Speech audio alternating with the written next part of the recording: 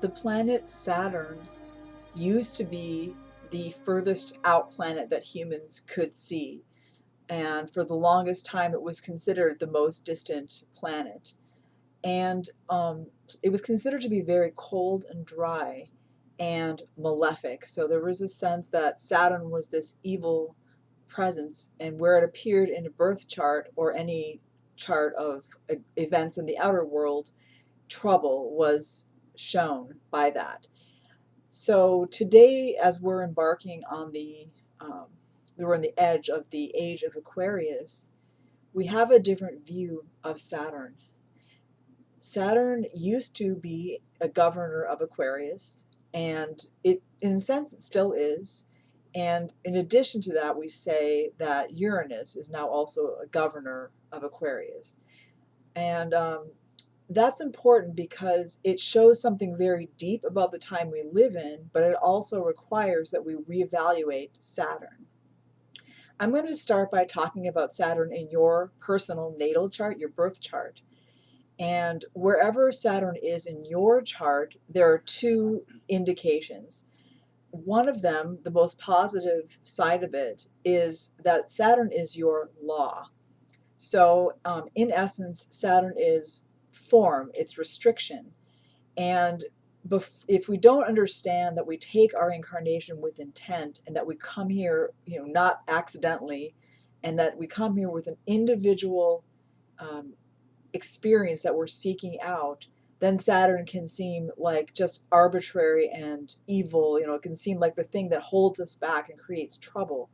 But in the very best of circumstances, in the very best in a way, if we're working with our Saturn, it's actually our law. So what is that? First of all, consider that will, the universal will, is universal. It's something that's 100% the same, that same divine spark everywhere. So that when a person takes an incarnation, or when a being takes an incarnation, the only thing that distinguishes it is the form. So you take your incarnation with a specific form, and you choose that form pre-birth, in so to speak, in heaven. You choose your form, and that form is Saturn. And you choose it because it has the capacity to channel the universal way, channel the universal will in a way that is specific to your intent. So you've had many lifetimes. You are coming out of another lifetime. You look at the possibilities out there and you say, you know what, this type of a lifetime, this type of a chart, an astro chart, so to speak, will give me the type of experience that I need, so that when I'm channeling the universal will, I can evolve in a certain way. So you choose your form, that is your Saturn. Now, when we come down to Earth and forget oftentimes why we came, with what intent, then Saturn really is there as almost like the walls that we run into. So everybody's law is different. And we after we're an adult, or at least of the age of being able to choose our path in life, then we begin to discover obstacles.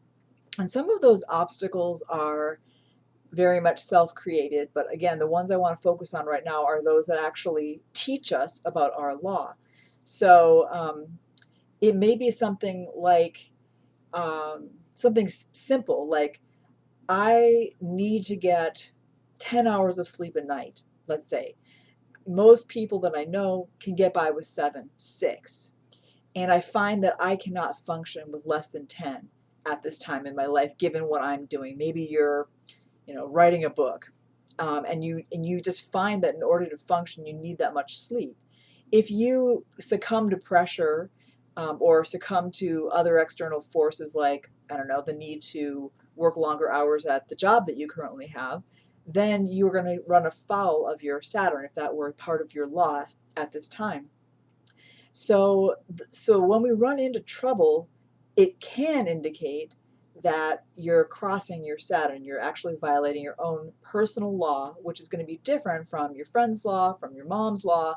Just it's very, very much individual to what you came here to do, and you have to discover that by trial and error.